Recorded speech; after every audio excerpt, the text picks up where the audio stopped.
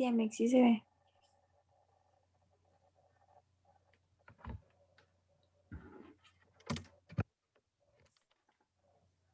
Ah, perdón. Tienen los audífonos. Sí, sí se ve, ¿verdad? Sí. Sí, sí se Ah, ve. bien. Entonces nos hemos quedado en esta diapositiva, ¿verdad? Sí. Entonces, hemos hablado de la confusión y continuando con la somnolencia, tenemos que la somnolencia es la incapacidad de mantener el estado de vigilia sin estímulos externos. Y esto se va a diferenciar, bueno, vamos a hablar más adelante del estupor. Bueno, aquí junto con el estupor va a haber una desatención y confusión leve. Los párpados van a caer lentamente sin cerrarse por completo. Las extremidades van a estar relajadas. Y el sujeto puede presentar una lenta excitación ante un estímulo auditivo o táctil. Eso es como la característica. O sea, que las personas van a estar, pues, como aletargadas. Sin embargo, o sea, si nosotros o sea, las tocamos o les decimos, o si las estimulamos, de manera no tan vigorosa, les vamos a poder, por así decirlo, sacar de su sueño, por así decirlo. Bueno, no están dormidas para empezar, pero vamos a poderlas levantar, a diferencia del estupor. Que aquí el sujeto puede ser despertado, sin embargo, solo por estímulos vigorosos y repetidos, y para mantener a esta persona despierta, esos estímulos tienen que ser mantenidos, si no esa persona va, va a caer nuevamente en un estado similar al sueño. Y luego, las respuestas que nosotros le demos, bueno, espérenme, un momento, por favor.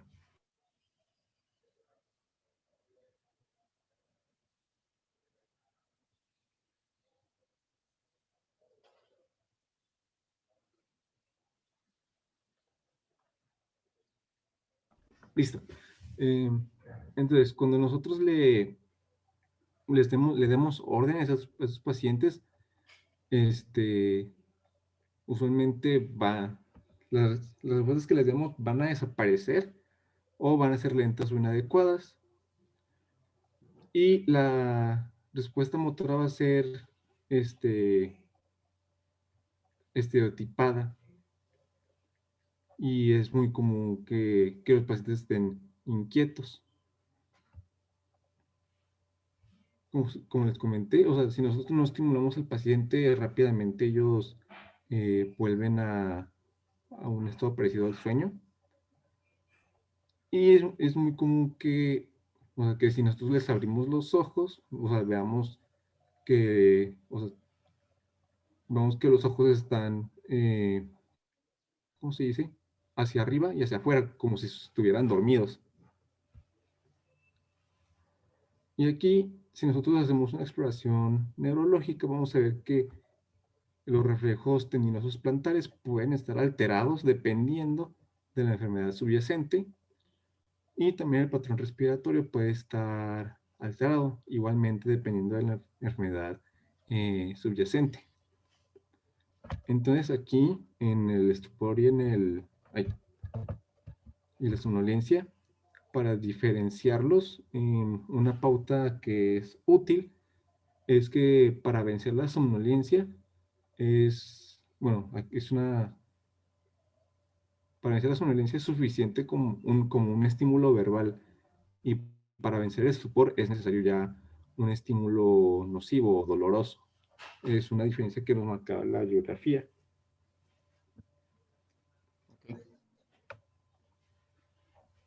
O por ejemplo, que en el estupor es necesario estímulos repetidos para mantener a la persona despierta por más tiempo.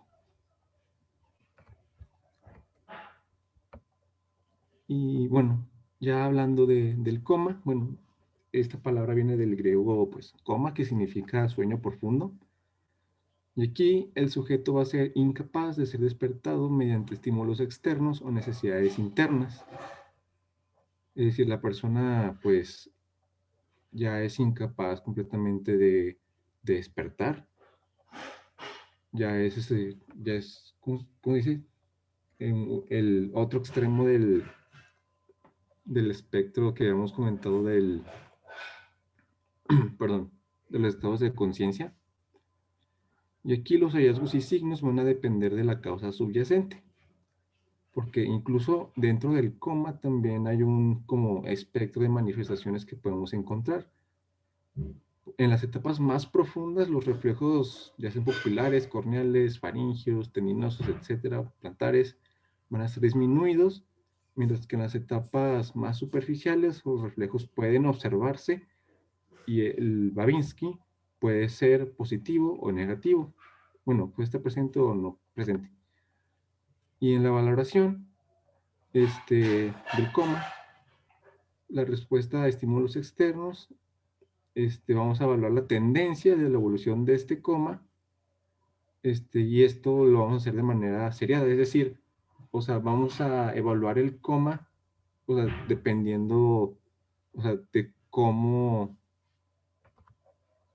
esté respondiendo a los estímulos externos, es decir, o sea, de cómo esté respondiendo, o sea, de cómo estén los reflejos, pues, o sea, si por ejemplo, si hace una semana ante un reflejo antes no me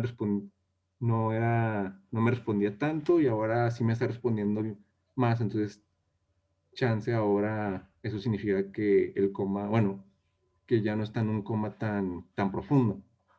Entonces, así es como se evalúa que, bueno, la progresión de un coma. Y bueno, seguiríamos con el sistema activo reticular ascendente. No sé si alguien tenga alguna duda de los estados de conciencia. No, está todo muy claro.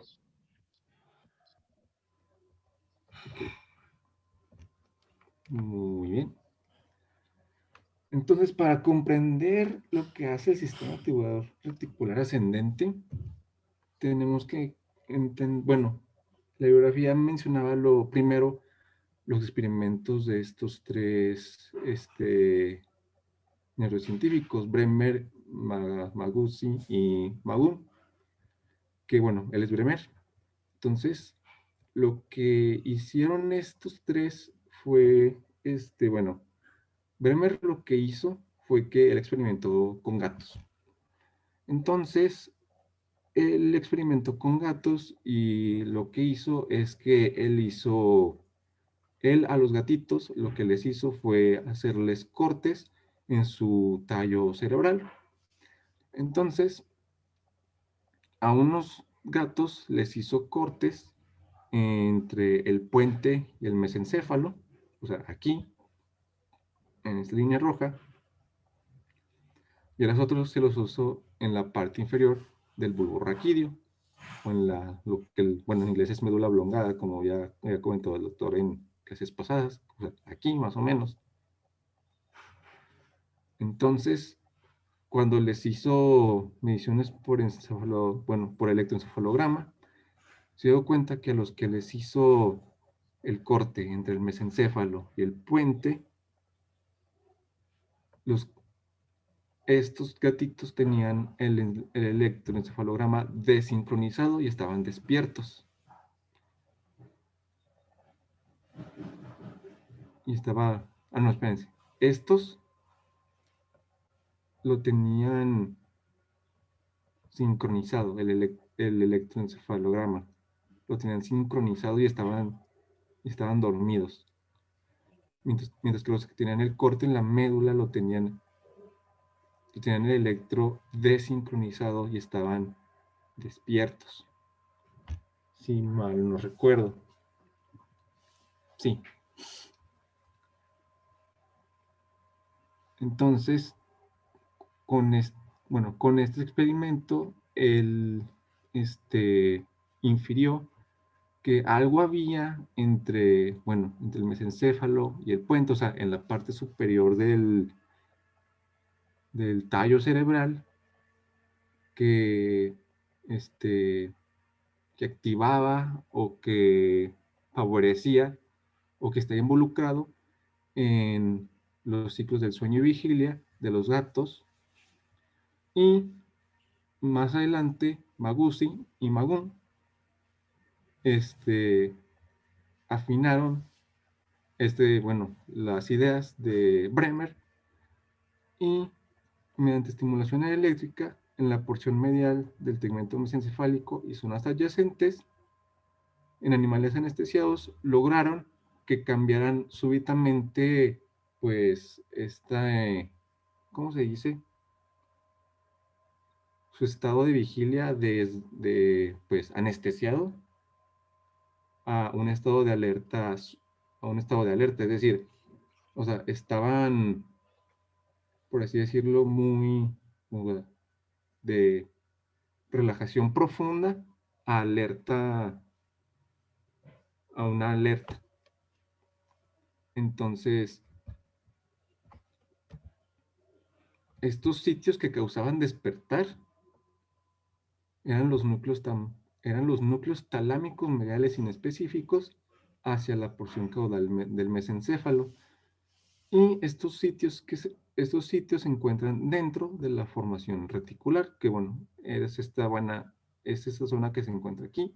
Pero bueno, ya hablando propiamente de la formación reticular se llama así por las múltiples bifurcaciones de los axones y sus colaterales de los sistemas sensitivos ascendentes pues, de este sistema. Entonces, la formación reticular, no solamente se llama así porque, ¿cómo se dice? O sea, porque se divide de los axones, sino también porque recibe colaterales de sistemas sensitivos ascendentes y del nervio óptico. Entonces, estas colaterales le van a proporcionar a la formación reticular una actividad tónica constante, es decir, continuamente está, ¿cómo se dice? Activa pues esta zona y pues le va a dar una estimulación sensorial ascendente que le va a dar información a la corteza. Sin embargo, no solamente esta información le va a llegar a la corteza, ¿cómo se dice? Somatosensorial, sino le va a llegar a todos los ¿cómo se dice? A toda la corteza de los hemisferios cerebrales. Entonces, esa es la formación reticular, no solamente, aquí le voy a poner zoom. Como ven aquí, bueno, FR es formación reticular, obviamente. La que está en el medio son los núcleos del RAFE. Estos que están aquí son, bueno, se le llama formación reticular paramediana. Aquí, bueno, como núcleo reticular central. Y este que está hasta acá, aquí lo catalogan como formación reticular lateral.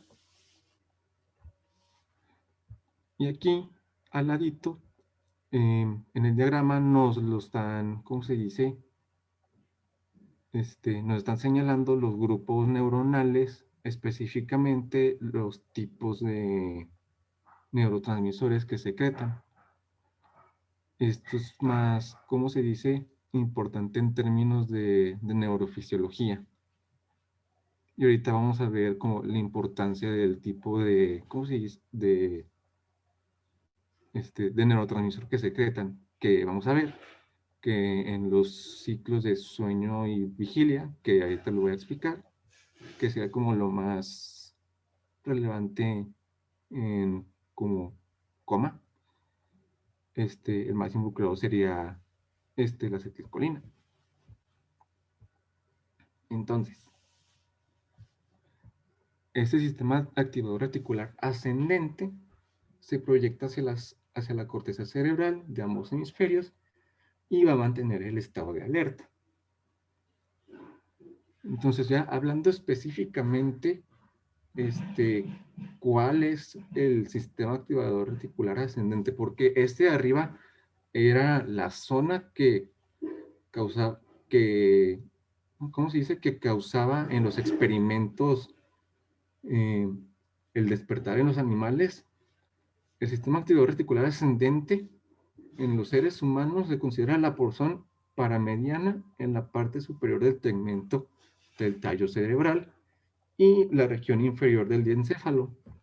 Esa se le considera la sede del sistema de alerta del encéfalo y la inactivación o la destrucción de esta zona del cerebro ocasiona una falta de excitación de la corteza del cerebro y eso genera una incapacidad para despertar ante estímulos, lo que se traduce a un coma. Y bueno, aquí para no andar con ambigüedades, la región inferior del encéfalo, aquí nos estamos refiriendo a qué, al tálamo, y se refiere a las porciones paramediana posterior, parafascicular y medial de los núcleos entromedianos e intralaminares del tálamo. Está un poco, bueno, confuso, pero sí, bueno, quedó claro que nos estamos refiriendo a más o menos, bueno, la porción, que comprende, la porción superior del tallo cerebral, también estamos hablando de la porción inferior del encéfalo, y, bueno, esta zona tiene, bueno, se va a irradiar o tiene conexiones hacia todas las partes de la corteza cerebral, y, bueno, esto lo estoy resumiendo, y si esta zona se daña, pues la persona eh, no va a poder activar, bueno, si esa zona se daña no va a poder, pues, despertar, básicamente. Entonces, hablando del ciclo de sueño y vigilia,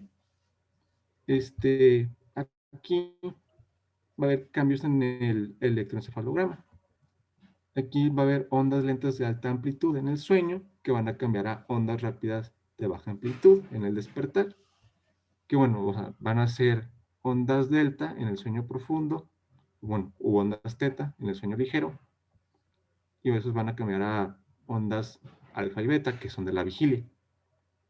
Bueno, y el sueño REM, bueno, que esos no son ondas delta ni teta, pero eso es como plato aparte. Entonces, ¿cuáles son los grupos neuronales involucrados en el ciclo de sueño y vigilia? Van a ser las neuronas colinérgicas próximas al locus ceruleus, que son, ¿recuerdan este? Ese es el locus ceruleus, el núcleo azul, que es un núcleo que ya hemos comentado en clase de psiquiatría el semestre pasado. Entonces, junto a este núcleo hay un grupo de neuronas colinérgicas que están encargadas del ciclo de sueño y vigilia, que son estas, las verdecitas.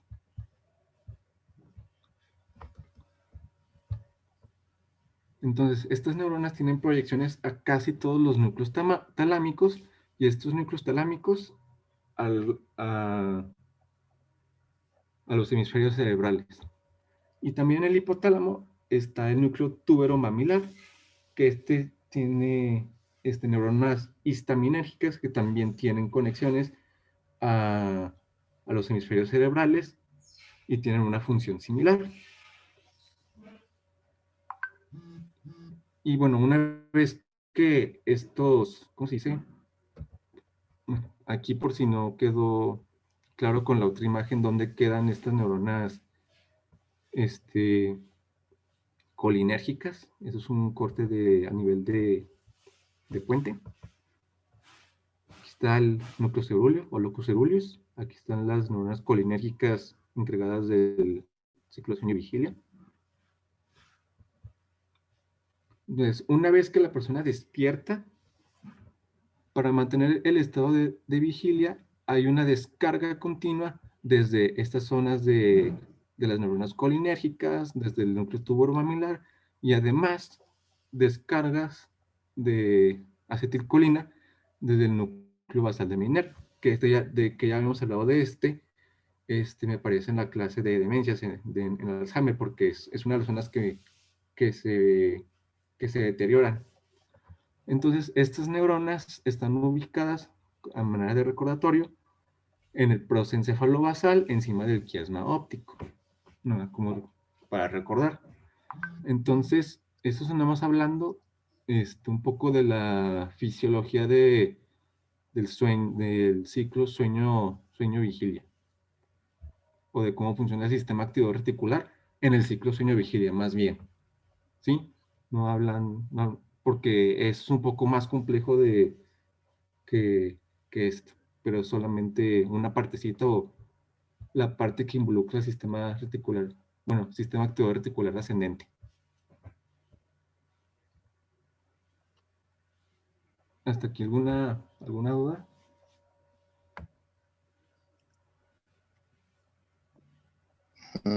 No, entonces, quiere decir que la vigilia es más dependiente de las neuronas colinérgicas, entonces. Es que todo está conectado. Ujú. Entonces, o sea, uno puede decir que sí, pero realmente, o sea, depende de muchas cosas, Sí. la verdad, porque o sea, también está, por ejemplo, aquí lo que te puse en el número 2 del hipotálamo, que es el núcleo tuberomamilar, que es un sistema completamente, bueno, es un sistema de neuronas histaminérgicas, además de que, este, sabemos que, o sea, no todo es como blanco y negro, o sea, no solamente es un solo neurotransmisor lo que está en estos núcleos del sistema nervioso. O sea, puede haber otros tipos de neurotransmisores en estos núcleos y, y pues sí, o sea, no creo que sea tan, ¿cómo se dice? Tan específico. Ajá, tan exacto como lo Sí, estamos como eso viendo es acá. correcto.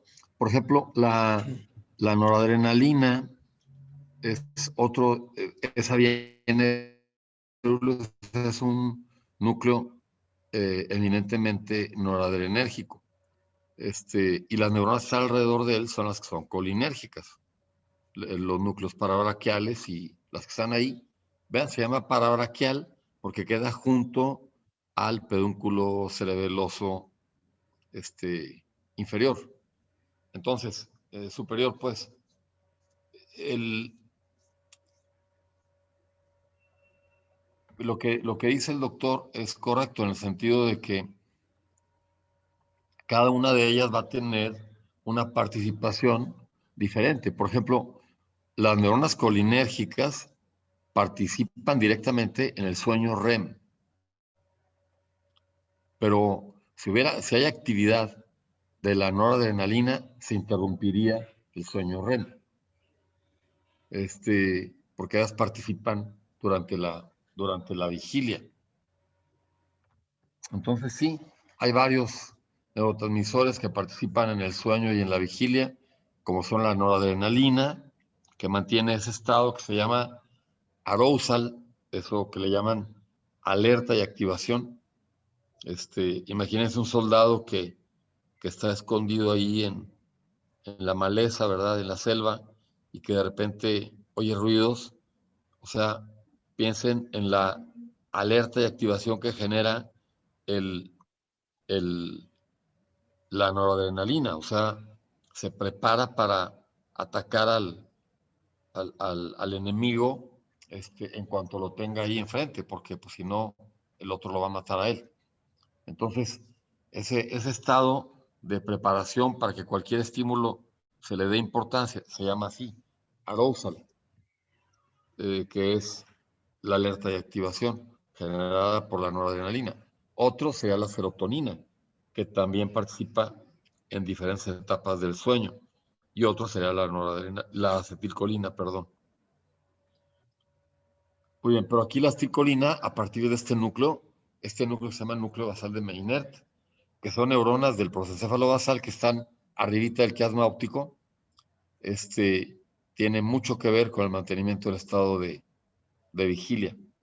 Quiere decir que este núcleo está estimulando continuamente a todos los hemisferios cerebrales, a toda la corteza cerebral. ¿Ok? A través del tálamo. Muy bien. ¿Qué más? Y ya por último era, bueno, el complemento que nos ha pedido, bueno, que me ha pedido al momento de hacer la repartición. Que vamos a hablar ahora un poco, bueno, ya de temas un poco más filosóficos, por así decirlo, y vamos a hablar del alma, el monismo y el dualismo. Entonces, hablando del alma, tenemos que el alma viene del latín anima, que significa aliento, soplo o aire. Y vamos a tener que a lo largo pues, de la historia ha tenido diferentes acepciones o definiciones y múltiples corrientes filosóficas le han dado diferentes definiciones o lo han interpretado de diferentes maneras. En las culturas primitivas se entendía como un principio de vida, es decir, lo entendían como algo que sin ello uno moría, es decir, como una pérdida, es decir, como algo que si yo no lo tengo, yo muero, como una pérdida del aliento es igual a la muerte.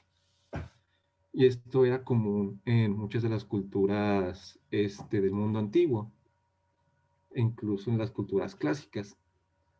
Entonces,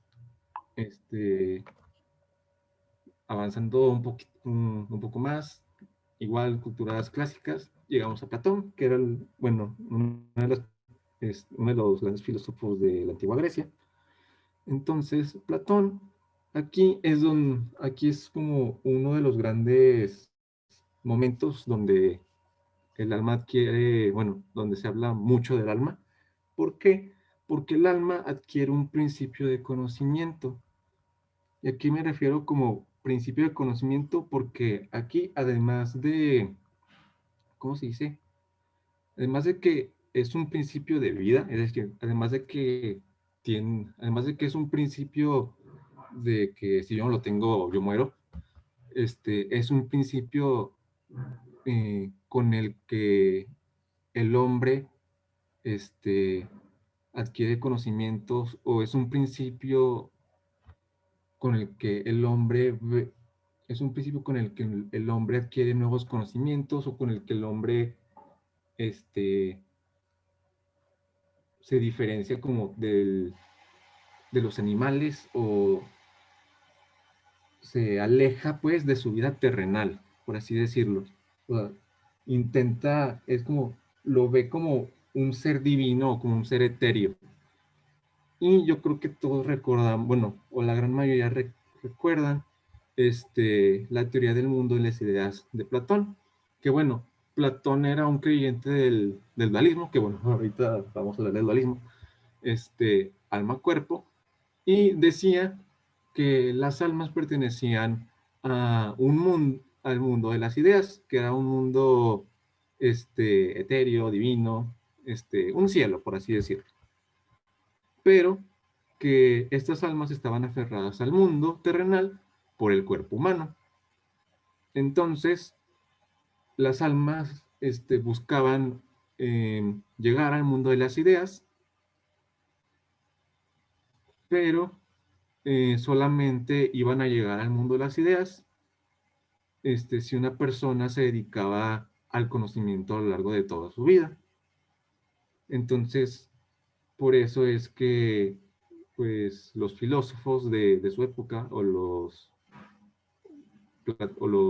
al menos los filósofos que eran de esa corriente de Platón, se dedicaban más que nada a adquirir conocimientos mediante cuestionarios. O sea, los maestros preguntaban a sus discípulos,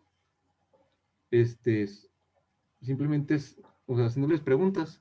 Entonces, ellos buscaban el conocimiento no tanto mediante sus sentidos, porque ellos creían que los sentidos no o sea, les daban una, ¿cómo se dice?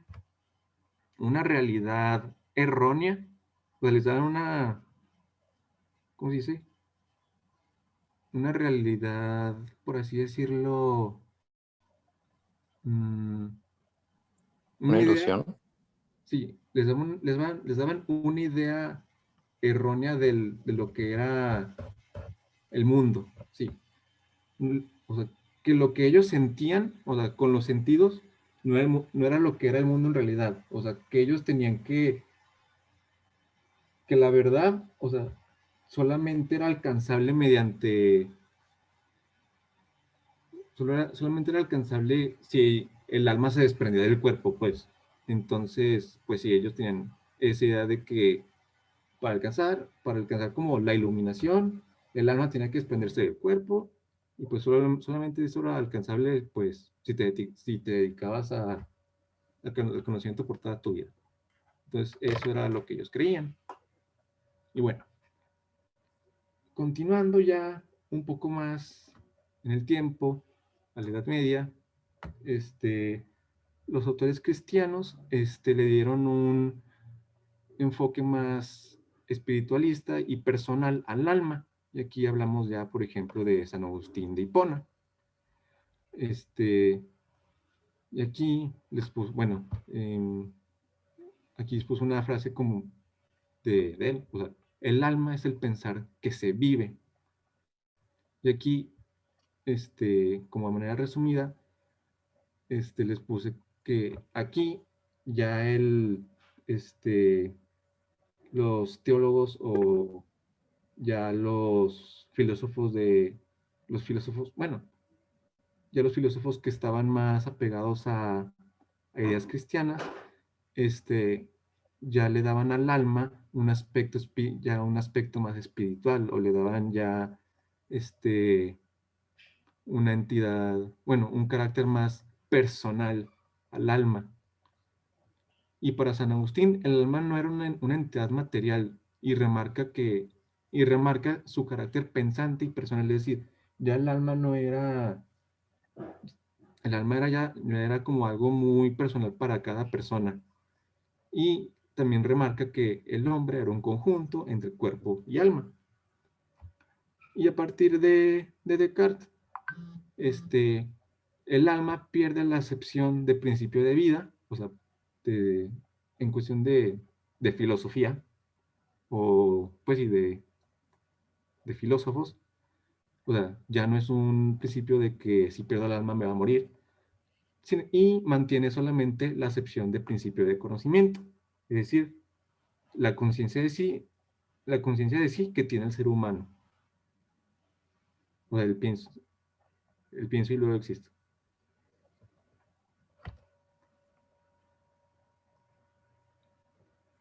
Entonces, ya por último, el dualismo y el monismo. Entonces, como pues, su nombre lo dice, uno es de dual y otro es uno. Entonces, va a ser un poco sencillo pues hablar de estas dos corrientes filosóficas. Que en el dualismo, aquí se menciona la existencia de dos sustancias, o establece la existencia de dos sustancias, una material y una espiritual, es decir, un cuerpo y un alma. Mientras que en el monismo establece que solo hay una realidad unificadora. Sin embargo, a diferencia de lo que uno pudiera pensar, hay dos corrientes de monismo. Hay una corriente de monismo idealista y una corriente de monismo materialista. Hay un monismo, en el monismo idealista, se establece que la realidad unificadora es, es decir, como dice el nombre, y la idea, o sea, el espiritual, o sea, que el principio unificador es el espíritu, mientras que, en la, mientras que la realidad unificadora del monismo materialista es la materia. Bueno, y eso es bueno, eso se le llama materialismo, ay, ¿cómo se le llama? Materialismo dialéctico, sí. Entonces, aquí los representantes más, los los filósofos más representativos, pues, del dualismo son estos dos. Platón, de los que ya les hablé, que creía en el mundo de las ideas, que era el cuerpo, era el alma, y Descartes, que, que Descartes era, pues tenía sus ideas que eran, pues, o sea, él ya no creía que con el, o sea, que sin el alma él ya no vivía. Sin embargo, sí tenía claramente la idea este, de que la mente era separada del cuerpo, o sea, sí tiene de que la sustancia física era separada de la sustancia mental, y él creía que de hecho la sustancia de que la mente estaba unida al cuerpo. Sin embargo, que está unida al cuerpo mediante la glándula pineal. Ese era como que su argumento que era como lo que le echaban en cara a los monistas, o sea, que cómo era, o sea, los monistas le decían de que, ok, si hay dos sustancias, ¿cómo es que el alma no se escapa, o sea, simplemente del cuerpo? Y él decía que pues estaba la glándula pineal ahí.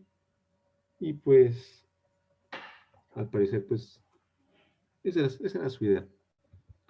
Y bueno, en cuanto al monismo, en cuanto al monismo idealista, tenemos a Hegel, que es este señor que está aquí. No sé si se está enseñando, bueno, el primero, el de la izquierda. Y en cuanto a materialistas dialécticos, tenemos a Marx y a Engels, que son estos dos señores que tengo aquí a la derecha. Bueno, eso fue todo. Bueno, esto es todo en cuanto a dualismo y monismo. Bien. ¿Alguien tiene alguna pregunta, algún comentario? Pues no, creo que es todo muy bien explicado, la verdad. Nunca había entendido al Sara como ahorita. Entonces quiere decir que en general lo que hace que nosotros nos despertemos cuando alguien nos toca o nos habla, por más dormidos que estemos, porque pues, hay veces que uno está muy en un sueño muy profundo, es el Sara, ¿no? O sea, es lo que te Sí, permite que... a ver, devuélvela, Julio, devuélvela otra. Ahí, no, en esa. Vean, el sistema activador reticular ascendente está en verde en el tallo. Vean cómo comienza desde el bulbo, continúa al puente, al mesencéfalo y después al tálamo. Y en el tálamo ya nos mencionó Julio que en los núcleos intralamilares y en los núcleos de la parte interna del tálamo. Todo eso que está señalando aquí el doctor, eso viene siendo los núcleos de la formación reticular. Y vean cómo acá a la derecha tenemos estímulos de los oídos y luego abajo a la izquierda estímulos del tacto, de dolor, receptores de temperatura, estímulos visuales, y debe de haber otros estímulos, ¿verdad? Olfatorios, seguramente también gustativos, que todos inciden en esta red tan importante que hay de células en el centro del tallo, se llaman núcleos del RAFE o del RAFE, y a partir de aquí vean ustedes cómo se diseminan los estímulos a toda la corteza cerebral. Por eso le llaman sistema activador reticular ascendente, SARA. Vean ustedes entonces por qué entonces se dice que desde el punto de vista estructural, para que una lesión cause daño cerebral, coma, tú tienes que tener o una lesión que causa mucho daño en el tallo cerebral y afecta al sistema reticular, o una lesión que afecta a los dos hemisferios cerebrales. Piensa, por ejemplo, en una gran hemorragia o una gran isquemia en un hemisferio cerebral que comprime al otro de tal manera que lo daña.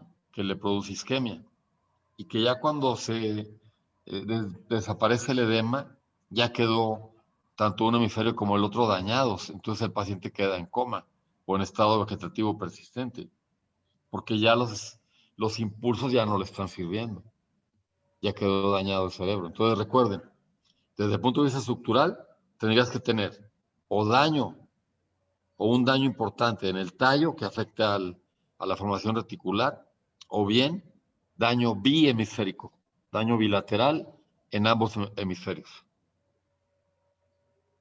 ¿De acuerdo? Este esquema está muy ilustrativo porque nos hace ver cómo todos los estímulos sensoriales, todos terminan activando a la formación reticular y esta a su vez activa al tálamo y el tálamo a su vez activa a toda la corteza cerebral. ¿Sí quedó respondida la pregunta? Sí, doctor. También entonces, por lo tanto, una lesión talámica, aparte de las muchas otras manifestaciones que pudiera dar, también es coma, ¿verdad? Una afección al tálamo. No siempre, fíjate, no siempre. Tendría que afectar a los dos tálamos. Acuérdate que el tálamo es una estructura bilateral. Eso que estás viendo ahí en medio, haz de cuenta, acuérdate que es que no tengo aquí cursor, pero a ver, mueve el cursor tantito, muévelo un poquito más para arriba, poquitito, ahí. Un poquito para abajo, poquitito, ahí déjalo. Eso que está ahí, ese viene siendo el tálamo. Y en el mero centro está el tercer ventrículo. Si yo estuviera adentro del tercer ventrículo y yo midiera milímetros de tamaño, yo extendería mis brazos a los lados y tocaría la cara interna de cada tálamo. ¿Me explico? El tercer ventrículo tiene en su cara lateral, o sea, ¿quién forma las paredes laterales del tercer ventrículo? Los tálamos, en la parte alta. Y con mis pies podría tocar hacia los lados, podría dar una patadita para un lado y para el otro, los hipotálamos. O sea, en la parte baja del tercer ventrículo, la cara lateral está formada por los hipotálamos. Entonces, acuérdate que es una estructura bilateral. Entonces, tendrías que tener daño en los dos tálamos y en las dos partes del tálamo que tienen que ver con la formación reticular. Me refiero a la cara interna, a la parte más interna y a los núcleos intralaminares del tálamo. Ah, excelente. Sí, muy bien. ¿Ok? Entonces, la clave ahí bilateral. Muy bien. Perdón. Sí, la clave sería bilateral. Sí, Daño sí, bilateral. tendría Ok, que ser un daño bilateral, talámico bilateral. excelente. Sí, muchas gracias, doctor. No, de nada. Para eso estamos. A ver, ¿qué otra cosa? Bueno, entonces, a ver, ya terminas. ¿Quién sigue?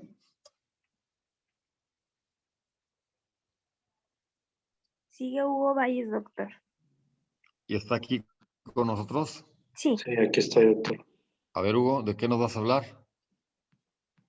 Pues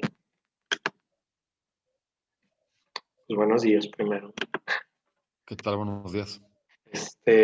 Bueno, esto es básicamente lo que vamos a estar viendo. Vamos a ver primero lo que son las causas de coma, después nos vamos a meter en lo que es hipertensión craneal y vamos a estudiar algunas consideraciones fisiológicas que debemos de recordar, las causas de la hipertensión intracraneal, las características o manifestaciones clínicas que llegan a presentar estos pacientes, la medición de la presión intracraneal y lo último que vamos a ver son las hernias encefálicas, su definición, sus causas y los síndromes que se presentan dependiendo del tipo de hernia de la cual estemos hablando.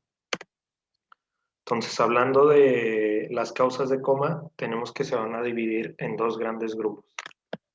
Las primeras pues, son alteraciones morfológicas o macroscópicas,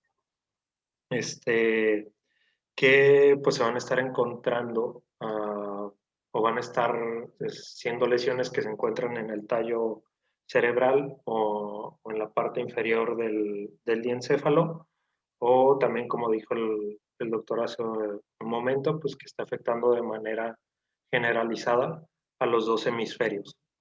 Y existen 3 tipos distintos de daños macroscópicos. El primer tipo es cuando un paciente llega a presentar una gran masa, puede ser a lo mejor un tumor, puede ser también un absceso, un infarto que haya presentado el paciente y que tenga un proceso edematoso muy grande, o también hemorragias que pueden ser intracerebrales, subdurales, epidurales, etc. Y entonces estas lesiones o estas masas, aunque no generan un daño a nivel general del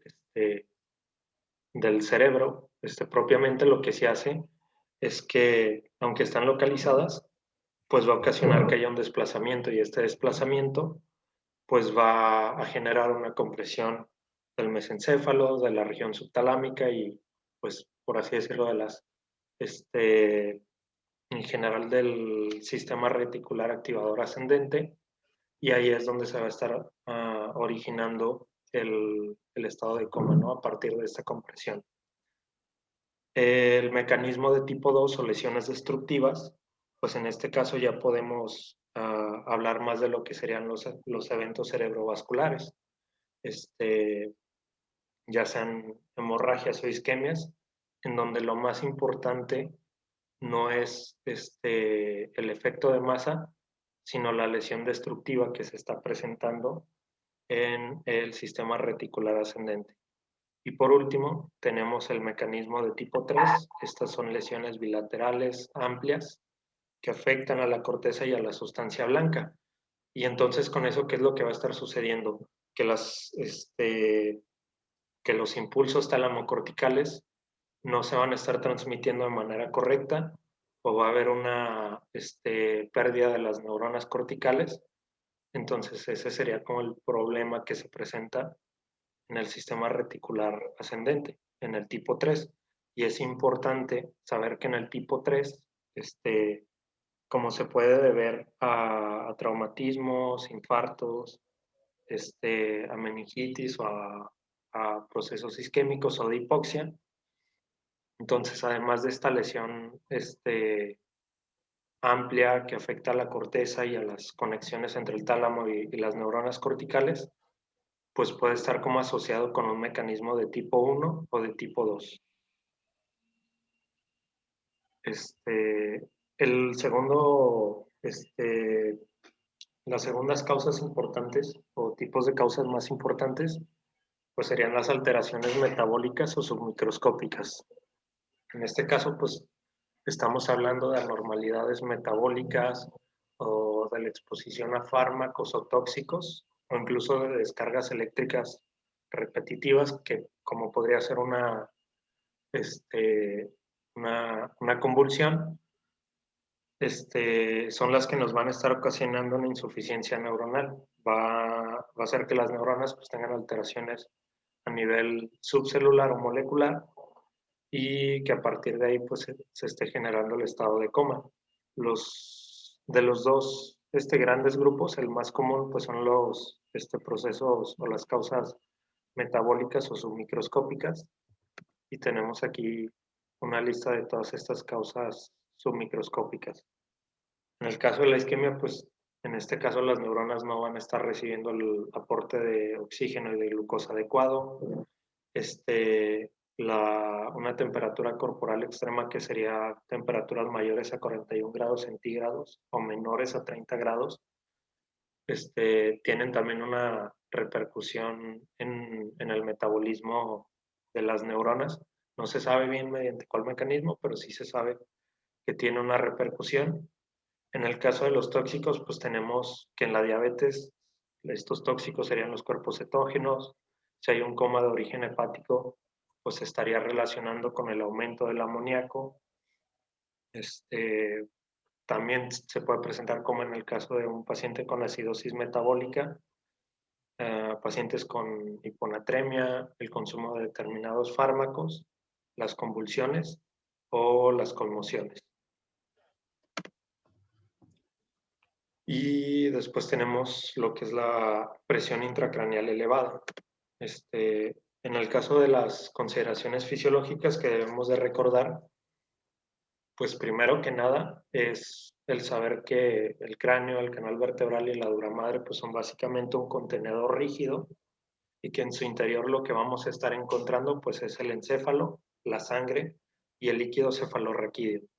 Y al ser un contenedor rígido, por así decirlo, los aumentos en el volumen pues no van a tener hacia dónde hacerse o hacia dónde dirigirse, y esto nos va a estar desencadenando un aumento en la presión. Y a partir de aquí podemos hablar de la hipótesis de Monroe-Kelly, en la cual se dice que cualquier alteración en el volumen del encéfalo pues va a ocasionar que haya una disminución en la sangre y en el líquido cefalorraquídeo y viceversa. Y esto de hecho lo vemos en esta imagen.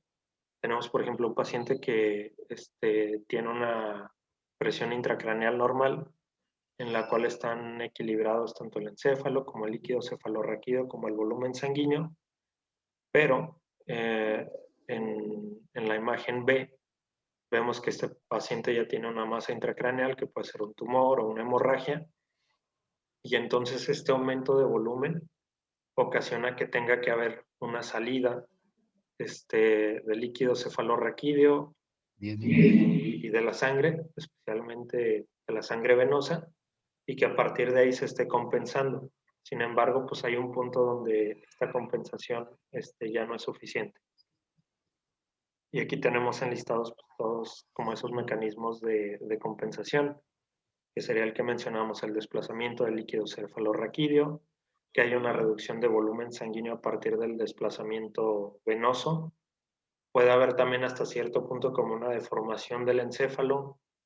La dura madre pues no es precisamente como muy elástica, pero puede también como la poca elasticidad que tiene puede aprovecharse también como un mecanismo de adaptación. Hay también una menor formación de líquido cefalorraquídeo, puede haber también un desplazamiento de las estructuras del encéfalo, y entonces a partir de todo esto tenemos como mecanismos de adaptación, pero hay un momento cuando estos mecanismos de adaptación no son superados, y es ahí cuando los aumentos de volumen empiezan a reflejarse como un aumento de la presión intracraneal, y es alrededor de los 25 milímetros de mercurio de la presión intracraneal, cuando llegamos ahí, que los aumentos de volumen, por muy pequeños que sean, empiezan a tener una repercusión importante en el incremento de la presión intracraneal. Y ahí tenemos que recordar el concepto de la perfusión, de la presión de perfusión cerebral, que es la diferencia entre la presión arterial media y la presión intracraneal. Entonces, entre más vaya aumentando esta presión intracraneal, menor va a ser la diferencia, y entonces vamos a tener una menor presión de perfusión cerebral. Y entonces, pues el paciente va a estar sufriendo un proceso isquémico. Y ya, esas eran las consideraciones fisiológicas más importantes. Entonces, ¿cuáles van a ser las causas de una hipertensión intracraneal? ¿Qué nos va a estar venciendo estos mecanismos de adaptación? Pues tenemos básicamente 5 mecanismos, ¿no? Lo primero son las masas cerebrales o extracerebrales, que pueden ser pues tumores, hemorragias y todo eso que ya mencionamos, y que aunque son, también ya lo dijimos, procesos localizados, pues lo que van a hacer es como, igual, de todos modos van a estar aumentando la presión y van a ocasionar un desplazamiento del resto de las estructuras del encéfalo, y a partir de ahí, pues se van a estar generando las manifestaciones. Tenemos también procesos en los que hay una tumefacción generalizada del cerebro, ya sea en estados isquémicos generalizados, en una insuficiencia hepática aguda, en una encefalopatía hipertensora. Entonces lo que va a estar sucediendo es que a lo mejor no tenemos como cambios tan intensos en una región en específica, pero como se van a estar distribuyendo en la totalidad del contenido craneal, a partir de ahí pues va a estar aumentando la presión intracraneal, y pues esto nos puede producir el mismo proceso isquémico. Se puede presentar también por un aumento de la presión venosa, ya sea porque se presentó una trombosis del seno venoso cerebral, una insuficiencia cardíaca u obstrucciones de las venas mediastínicas superiores y yugulares. Puede haber también una obstrucción del flujo de líquido cefalorraquídeo o de la absorción de líquido cefalorraquídeo. Y el último mecanismo pues sería procesos en los que hay una expansión del líquido cefalorraquídeo, como es a lo mejor una hemorragia, o también en los que hay un aumento en la producción de líquido cefalorraquídeo, como en los tumores del plexo coroideo. Entonces, a partir de todos estos mecanismos, aumenta el volumen, se vencen los mecanismos de compensación y termina aumentando también la presión intracraneal. Y es ahí donde los pacientes ya van a estar presentando las características clínicas distintivas de la hipertensión intracraneal, que sería cefalea, náuseas y vómito, somnolencia, parálisis ocular, en la cual lo que va a estar sucediendo generalmente es que hay una compresión del sexto par craneal. Entonces el recto lateral va a estar funcionando de manera inadecuada. Y por último tenemos el papiledema. Y este papiledema, si sigue progresando, el paciente va a presentar inicialmente, en su campo visual va a presentar oscurecimientos de manera periódica, y si sigue progresando más, finalmente va a presentar una ceguera. Y los mecanismos por los que se va a estar presentando esto es que debido a las masas o al aumento de volumen, lo más importante es que se va a generar este desplazamiento del tejido cerebral. Un mecanismo secundario puede ser el aumento de la... Que no sé si me entiendan, o sea, hay un aumento de volumen y lo más importante ahí es el desplazamiento de las estructuras del tejido cerebral, no tanto el aumento de la presión. Pero si la presión llega a aumentar lo suficiente, es ahí cuando ya se pueden desencadenar el problema con la presión de perfusión cerebral. Y por último, lo que el libro mencionaba de lo importante de la medición de la presión intracraneal es que realmente es una intervención controvertida y la cual vamos a poder utilizarse o se recomienda su uso en aquellas patologías o enfermedades en donde necesitemos conocer esta presión para guiar el tratamiento médico y definir el tiempo de descompresión quirúrgica, que se va a estar utilizando especialmente en el caso de los pacientes que hayan presentado un traumatismo cráneoencefálico cerrado, o también en pacientes que hayan presentado una hemorragia subdural de manera espontánea. Y que el objetivo de la presión pues tiene que ser mantenerlo por debajo de 20 milímetros de mercurio.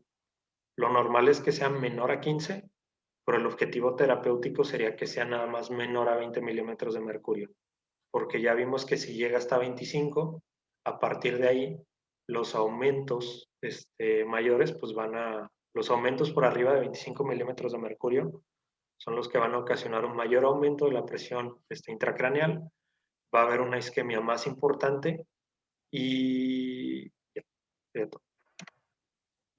ya por último vamos a pasar a lo que son las hernias cerebrales, que pues se relaciona de manera importante con lo que es la hipertensión intracraneal. Y estas hernias cerebrales pues básicamente las podemos definir como desplazamientos más o menos mantenidos de una o varias partes del encéfalo a través de uno o varios elementos anatómicos normales, y que esto se suele deber a la expansión intracraneal y a un aumento o un deceso de la presión intracraneal. Y eso es importante, o sea, eso de aumento o descenso, porque generalmente lo relacionamos con lesiones que sean destructivas, grandes y expansivas, como lo pueden ser hemorragias, tumores, abscesos o infartos con un proceso hematoso importante, a partir de los cuales aumenta el volumen y aumenta la presión. Sin embargo, tenemos también lo que es la herniación paradójica, en donde, como lo dice su nombre, En este caso no aumenta la presión intracraneal, sino que disminuye, pero de todos modos se va a estar presentando esta hernia encefálica y por eso sería una herniación paradójica, porque aunque está disminuida la presión intracraneal, se está presentando una hernia encefálica. Y después tenemos lo que son los síndromes de hernias encefálicas, dependiendo del lugar donde se esté presentando la hernia, pues se va a estar ocasionando una necrosis en un lugar distinto, va a haber compresión de distintos pares craneales y de vasos sanguíneos, y puede haber una obstrucción también de la circulación de líquido cefalorraquídeo. Entonces, dependiendo del tipo de hernia que sea y de la localización que tenga, se va a estar afectando distintas estructuras y a partir de ahí vamos a tener manifestaciones distintas. Oye, doctor, te quiero pedir un favor. ¿Podemos detener ahí la clase? Sí, Bueno, ¿qué te parece si mañana continuamos a partir de esta diapositiva? ¿Cuántas faltan? A ver, pásalas. pues no, creo que ya eran puras imágenes. Ok. Bueno, entonces, mañana vemos esto y después de ti, ¿quién sigue? Sigue Jesús Alonso. Ok. ¿Y de qué nos vas a hablar, Jesús? De estado vegetativo, doctor. ¿Perdón? De estado vegetativo, doctor. Ok. ¿Y los demás? ¿Alguien más va a hablar del síndrome de enclaustramiento, mutismo cinético, alguna cosa así? Creo que no vienen en el programa, doc, pero sí ya hago la diferencia en el síndrome de enclaustramiento, coma y A otras mí me patologías. tocó, me había tocado síndrome de claustramiento. Ok. Creo que también mutismo selectivo. Mutismo cinético. Perdón, sí. Mutismo asinético. Entonces, para que lo agregues, el estado vegetativo persistente. Nos vas a hablar también Estado vegetativo. del estado vegetativo persistente y aparte también del estado de mínima conciencia. Sí, doctor, sí traigo los dos. Ok, muy bien.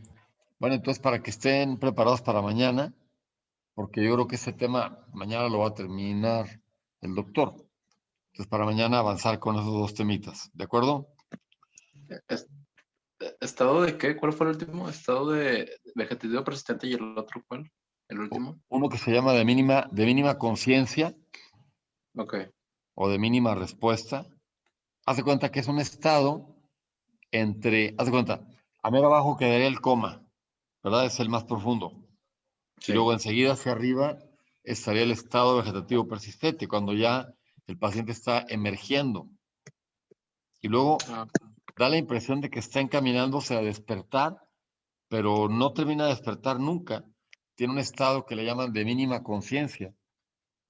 Ok. Responde a algunas órdenes, otras no, y da la impresión de que su conciencia no tiene contenido. ¿Se acuerdan que les dije que la conciencia tiene dos